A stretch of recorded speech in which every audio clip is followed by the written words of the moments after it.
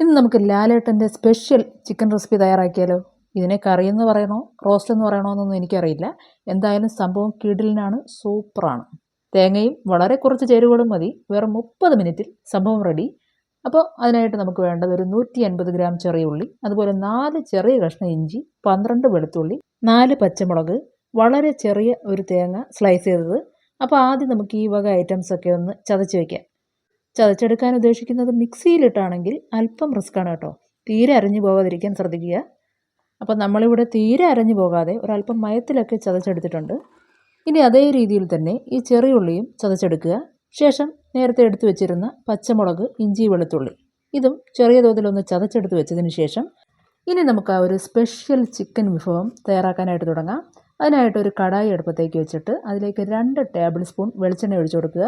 വെളിച്ചെണ്ണ ചൂടായി തുടങ്ങുമ്പോഴേക്കും അതിലേക്ക് 1 ടീസ്പൂൺ കടുകിട്ട് പൊട്ടിക്കുക.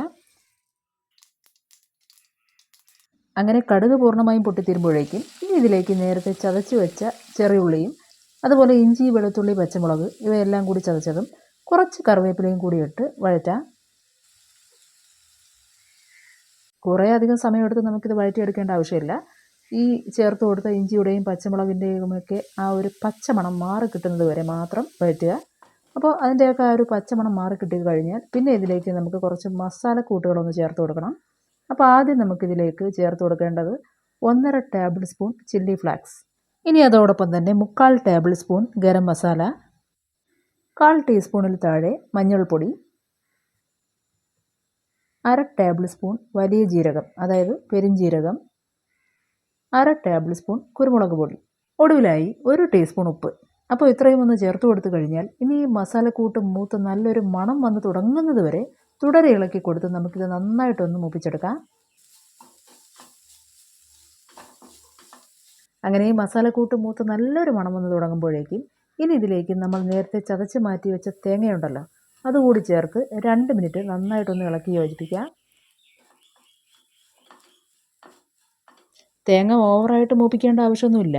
ഈ പറഞ്ഞതുപോലെ 2 മിനിറ്റ് നന്നായിട്ടൊന്ന് ഇളക്കി യോജിപ്പിച്ച് കഴിഞ്ഞാൽ ഇനി ഇതിലേക്ക് നമുക്ക് 1/2 കിലോ ചിക്കൻ ഇട്ട് കൊടുക്കാം.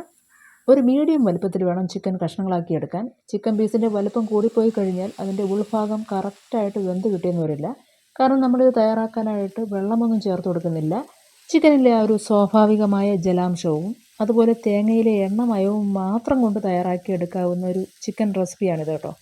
അതുകൊണ്ട് ചിക്കൻ ചെറുതായിട്ട് കട്ട് ചെയ്തില്ലെങ്കിൽ ചിക്കൻ വേവില്ലെന്ന് മാത്രമല്ല ആ മസാലക്കൂട്ട് വളരെ പെട്ടെന്ന് കരിഞ്ഞു പോവുകയും ചെയ്യും കേട്ടോ. അപ്പോൾ അതൊന്ന് ശ്രദ്ധിക്കുക. അങ്ങനെ ഈ ചിക്കൻ ഇട്ട് കൊടുത്തു കഴിഞ്ഞാൽ ഇനി ഒരു 2 മിനിറ്റ് തീ ഹൈ ഫ്ലെയിമിൽ വെച്ച് നന്നായിട്ടൊന്ന് ഇളക്കി യോജിപ്പിക്കാം. അങ്ങനെ ഈ ചിക്കൻ 2 മിനിറ്റ് മസാലക്കൂട്ടുകളുമായി നല്ലതുപോലെ ഒന്ന് ഇളക്കി യോജിപ്പിച്ച് വെച്ചതിന് ശേഷം ഇനി പാത്രം അടച്ചു വെച്ച് തീ മീഡിയം ഫ്ലെയിമിൽ വെച്ച് ഒരു 20 മിനിറ്റോളം നമുക്ക് ഈ ചിക്കൻ ഒന്ന് വേവിക്കണം. ഇടയ്ക്ക് അടപ്പ് തുറന്നൊന്ന് ഇളക്കിയിട്ട് കൊടുക്കുക, അല്ലെങ്കിൽ ഈ മസാലക്കൂട്ട് അടുക്കി പിടിക്കാനുള്ള സാധ്യതയുണ്ട് കേട്ടോ. ഇവിടെയാണെങ്കിൽ നമ്മൾ ഓരോ 5 മിനിറ്റ് കൂടുമ്പോഴേക്കും ഈ അടപ്പ് മാറ്റി ചിക്കൻ അടുക്കി പിടിക്കാതിരിക്കാനായിട്ട് ഇളക്കിയിട്ട് കൊടുക്കുന്നുണ്ട് കേട്ടോ.